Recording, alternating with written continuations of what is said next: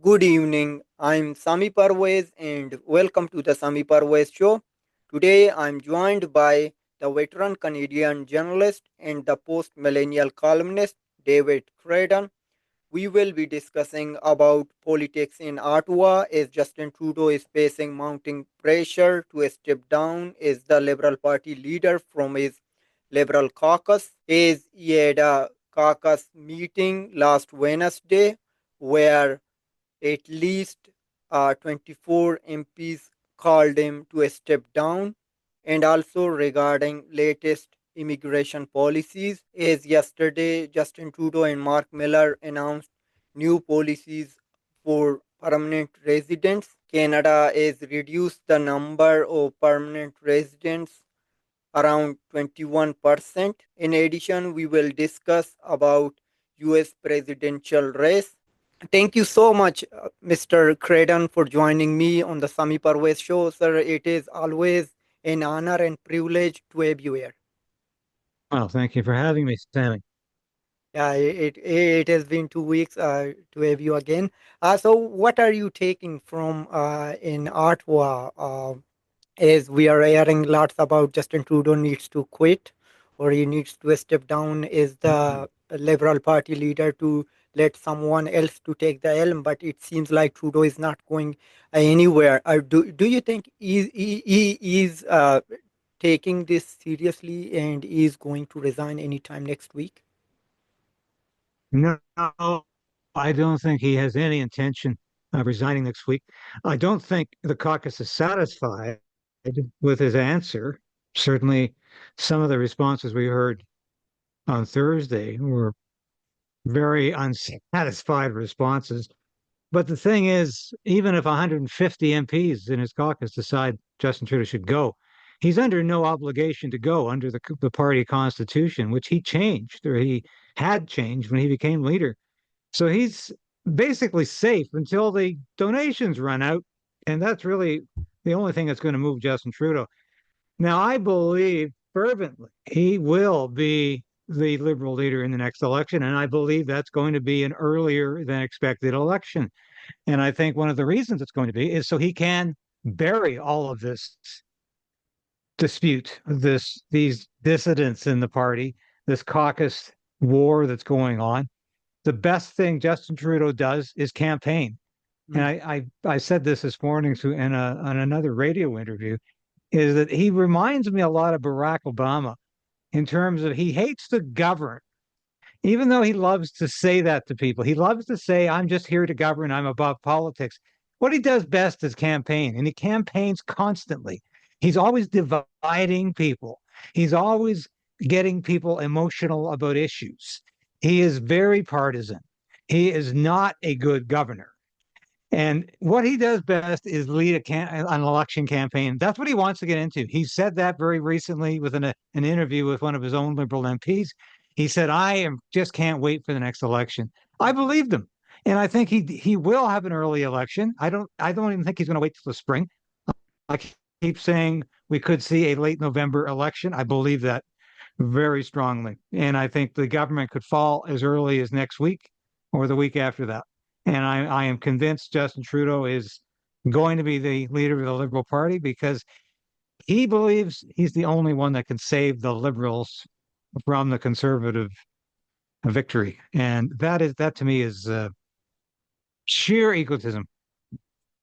And should we expect uh, should we expect more ministers are going to resign or not going to seek re-election for the next election, as he is not going to step down?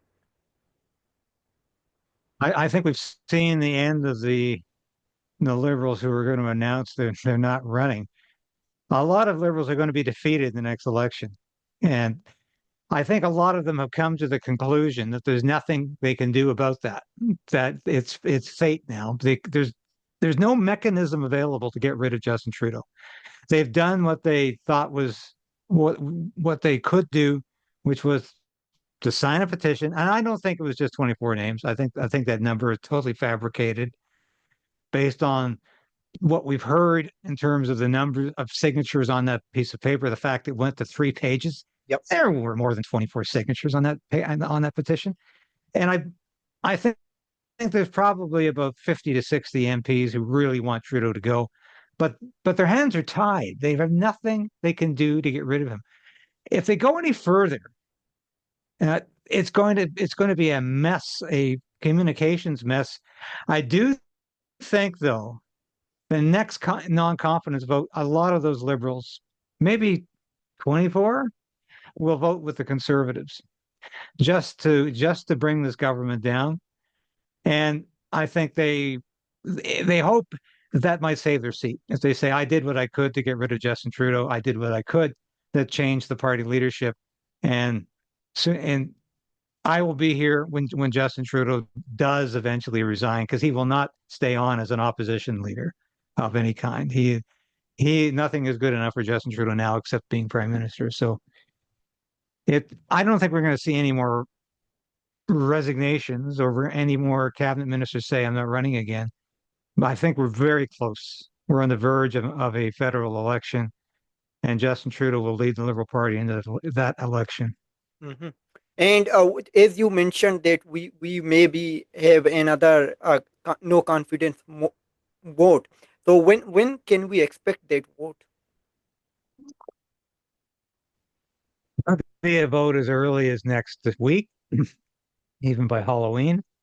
The Bloc Québécois is still toying with the Trudeau government by saying that they've given them until the 28th, which is Monday, Hmm. to respond to their demand for the old age pension increase. A very bizarre request from the Bloc, but it's almost like it's a request they knew the government was not going to accept. It Hmm. would add, last I heard, about $5 more billion to the current deficit, not just the debt, but the current deficit. So, and Trudeau has indicated that he's not really interested in following through on it.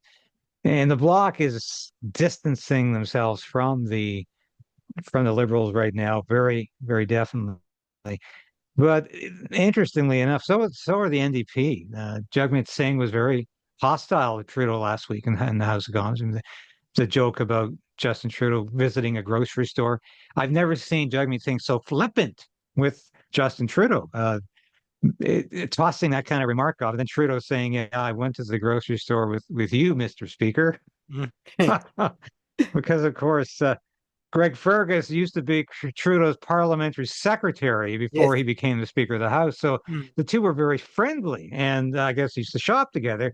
But Jagmeet Singh is indicating, he's sending out the clear indication anyway that he is going to be voting against the government the next time around because, and I hate to be repetitive, I've said this many times this week, he believes he's not going to be the next prime minister. He knows that the numbers are not there, but he does think it's possible to be the next official opposition leader. Mhm. And that is in the ballpark for Jagmeet Singh, just as it was for Jack Layton under Stephen Harper, the only other NDP leader to do that. So I think it's entirely possible that Jagmeet could pull the plug on Trudeau next week as well. Not just talk about it this time, but actually do it. Hmm. Yeah, and what do you take the Liberal government sudden changes on immigration policies? Like last time they changed the policies for a temporary foreign worker or temporary resident, and also international students. Now they are taking on newcomers, or you can say immigration or permanent residents to slashing the number. I know, like you remember back in 2015 or after they formed their government, whenever conservative talk about these immigration number, so they would be called out as racist, particularly Maxime Bernier. So whenever you question, so we need to reduce the number of immigration. So you was called out directly that it means you are a racist. So now suddenly they are changing these number, like they I think they're reducing it by 21%. And so what do you take from it? Well, a couple of factors. You're right. It's no immigration is no longer equated with racism of any kind. Now it's population control. Mhm. Trudeau made a very big effort yesterday to say this was about a pause on population explosion. Because of course, Canadians are being told to abort as many babies as possible Yeah, and to euthanize as many old people as possible. So that's how we increase our population, only through immigration. We're, yeah. we were discouraged from doing it any other way. Hmm. So it's all about population explosion now, nothing about race or racism. Very interesting. But of course, Trudeau obviously promised the caucus in when he did his big act and he cried and he broke down and he said, please keep me on. And he obviously promised them he was going to offer more in terms of policy because he's not offering anything except this bogus dental plan Hmm. and free contraceptives and like free birth control pills Hmm. and free lunch for the kids at school. That's about all he's got right now. Yeah. So he I'm sure he said, "Hey, I'm going to offer something else. You guys want some more policy?" Wham! The next day, it's immigration. We're gonna slash immigration 21%, and it's and 40% of the new immigrants will be temporary immigrants who are already here, and it's all about curbing and pausing the population explosion in Canada. And this is what we need to do, and we'll look at it again. But of course, interestingly enough, just like Mark Miller's immigration cap that he announced, I think Mm. about a year ago now, Yeah. this doesn't take effect until after the next election. This is your typical Trudeau tactics. Mm. This is a 21% cut next year. And it's going to take effect after the next election. So once again, if you give this guy another 4-year mandate, you really think he's going to turn around and say, "Yeah, I promised to do this last year." It's a whole new ballgame for Trudeau if he's reelected, God forbid, and he won't be. But this is how he's thinking. I can promise this now. It looks like a new cutting edge policy. I'm listening to Canadians because overwhelmingly Canadians are saying, slow down. Nothing to do with where they're coming from, but just slow down because Canada's expanding too fast. Too many people coming into the cities. There's Yeah. ghettoization. There's radicalization happening. Yeah. There's not enough jobs to go around. There's the housing problem is there. Do something about it. So he's finally said, "Yeah, I will. Just reelect me one more time, and we'll follow through on this promise."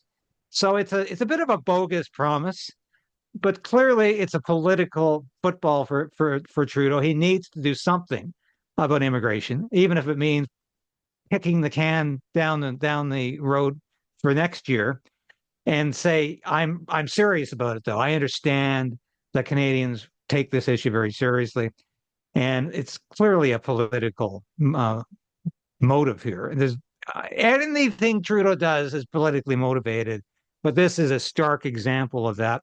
And I don't think we can take it too seriously in terms of it actually happening. It sounds really interesting, but once again, the timeline works for Justin Trudeau's timeline, not for Canada's timeline. Yeah, yeah, you are absolutely right. Yeah, like he needs one more term, and I need to tell my audience, like full disclosure, I have been struggling to find a job for last 10 months now, almost 11 months.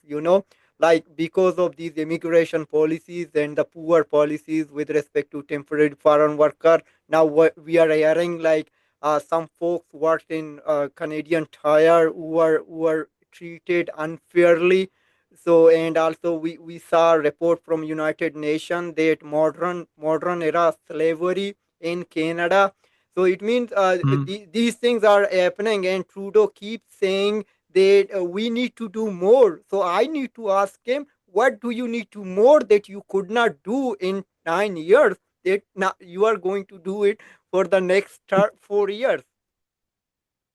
Yeah, well, that's an excellent point because he reminds me a bit of Kamala Harris in so many ways. He reminds me of Kamala Harris. They have the same policies on housing. They have the same very vague fiscal policies. But Kamala Harris is saying, let's turn the page on Donald Trump. I'm sorry, that was 4 years ago. You're saying, give me more time. She's already had 4 years as a vice president with Joe Biden. Justin Trudeau's had 9 years, as you said, as a prime minister. Why does he want to be reelected again? Mhm. And it's always because yes, it's because it's me. Don't you understand? It's my obligation to be prime minister. I'm a great historical figure. I need to be there because Canada needs me. He cannot articulate a good reason. It's like Pierre. I compare him to his father all the time. Pierre Trudeau came back in 1980 after being defeated in 1979 by Joe Clark, 9 months of that Joe Clark minority government. Just Pierre Trudeau came back in February 1980. And he had a clear agenda, though. But why do you want to elect this man again? He had been there since 1968. Yeah. But at least he could articulate a reason for coming back in 1980.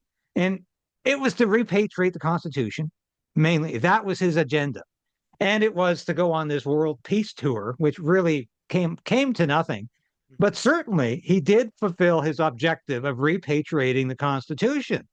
And it was a big, big mission, objective. And that's why he said, reelect me. Justin Trudeau can't come up with anything even vaguely similar to that.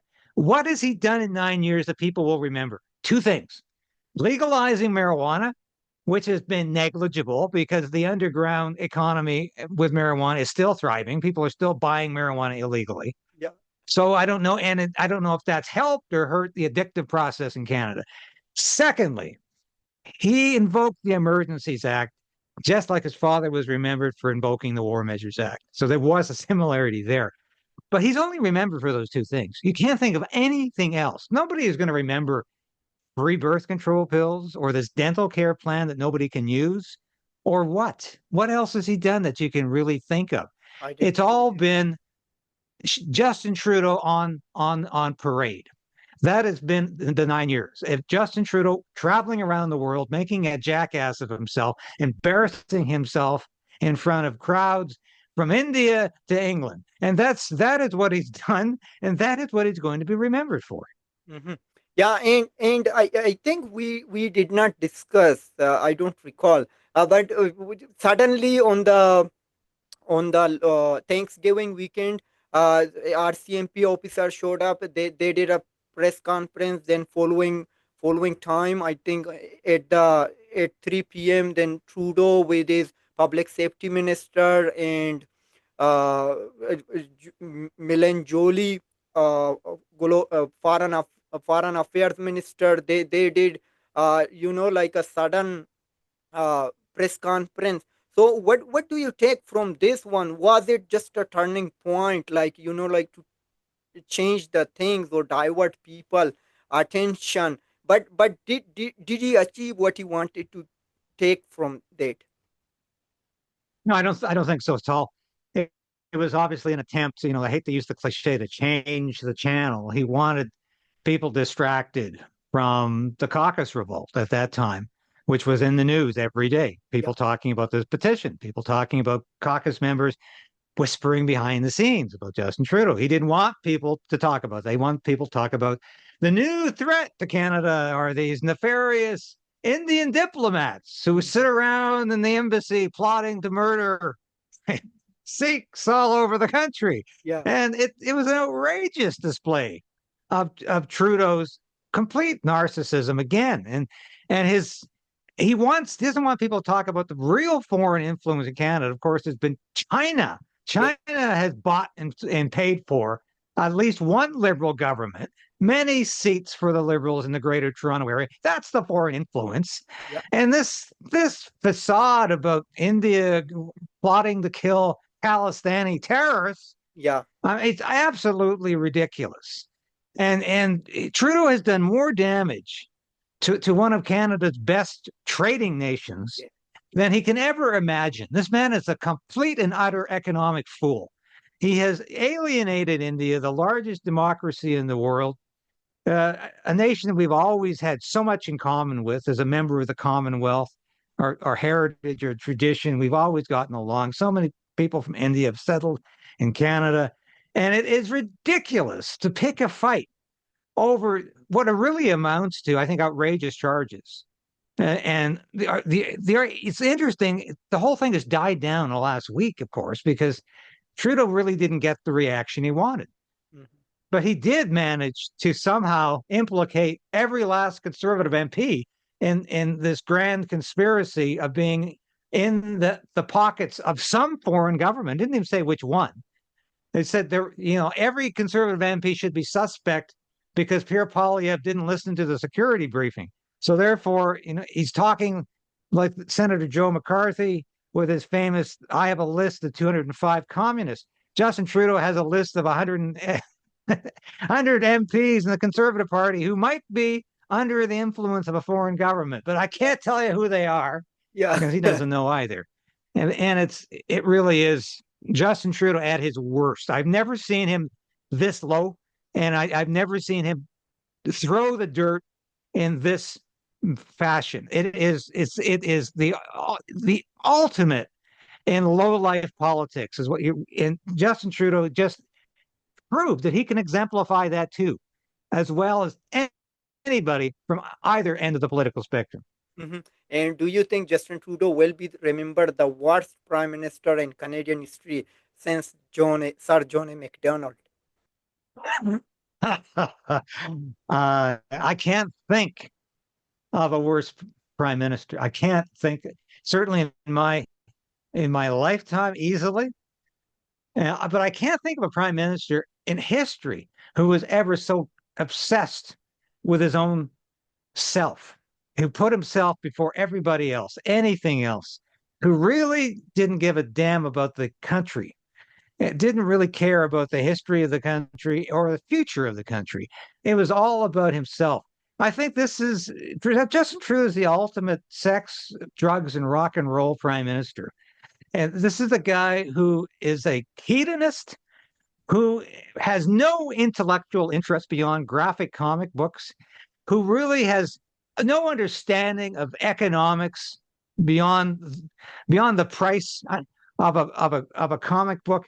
I don't think he really understands what being a prime minister is all about. Even after 9 years, he really thinks he was born for this because his father was prime minister. He grew up in a family that was used to power, and I think he has become so accepting and so he believes the mythology and he believes his own talking points like no other prime minister ever has in history. And I don't think his legacy is going to be a happy one for anybody. So, how do you see? So now Jagmeet Singh is talking about abortion, like he's saying that maybe if conservative comes to power, so they may reopen the abortion debate. Do you think is it a valid point to discuss it, or it is just like to making things politicized? Like everything, it seems like becoming politicized in Canada, from like identity politics, or like talking about ethnic groups, or even though like lots of things, like everything since Trudeau took the power, we are seeing everything is is become politicized. Despite that, this abortion was, I believe, legalized in Harper era, if I'm not wrong.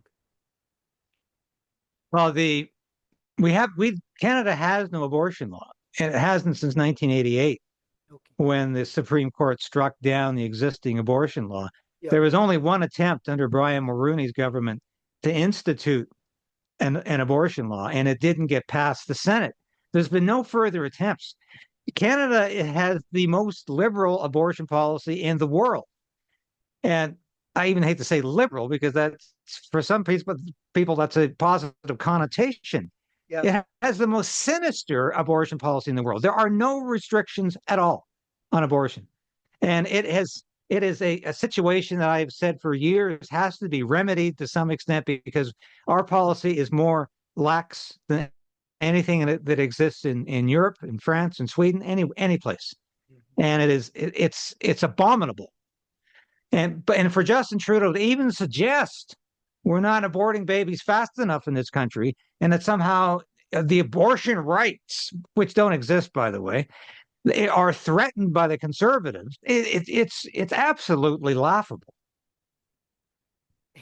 So, how do you see like if conservative government come in power, do you think this would be this debate would be reopened, or we would see it mean the same thing is going on, and nothing would change? And I don't think with respect to rules in regulation what we have, we can change them. But suddenly, would conservative caucus would bring up some private bill on this?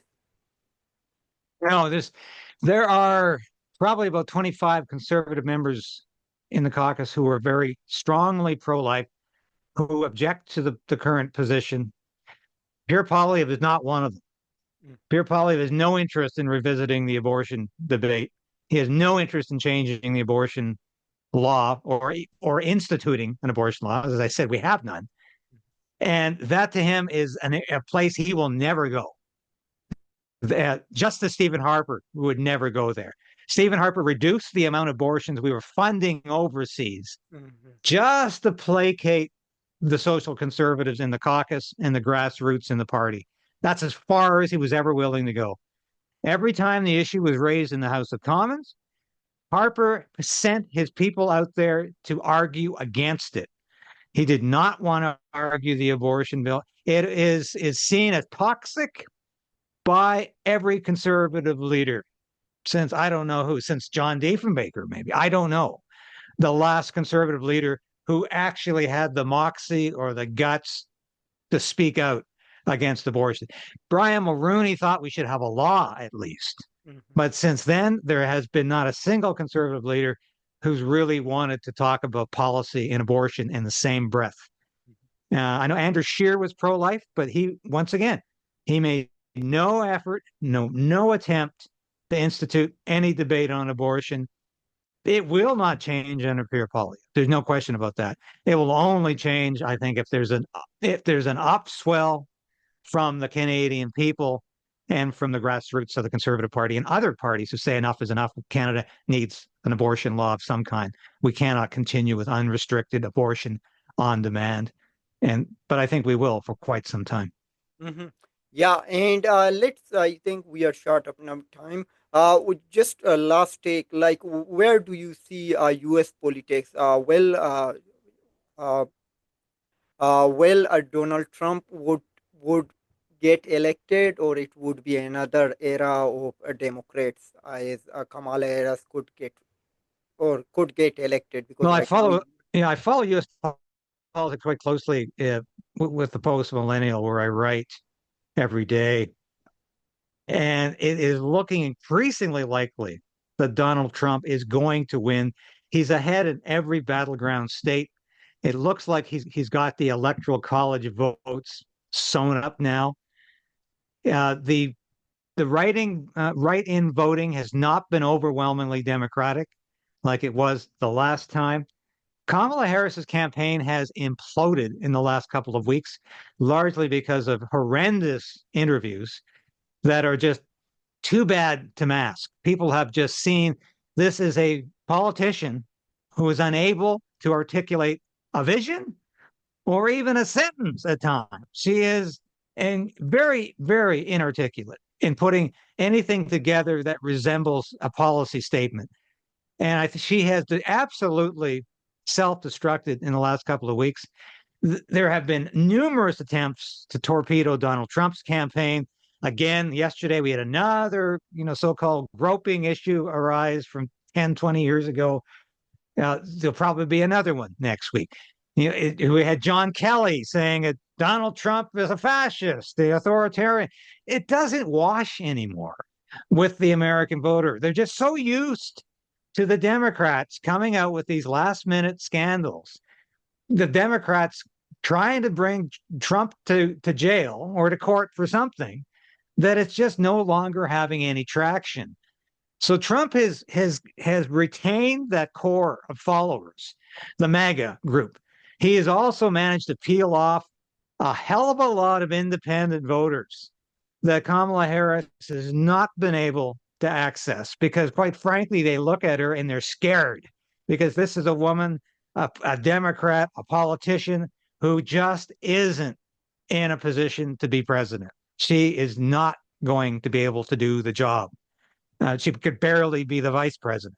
And she's not somebody who can be president. And that's pretty clear, I think, now to more and more American voters, even those who say, Donald Trump, he makes me a little uncomfortable.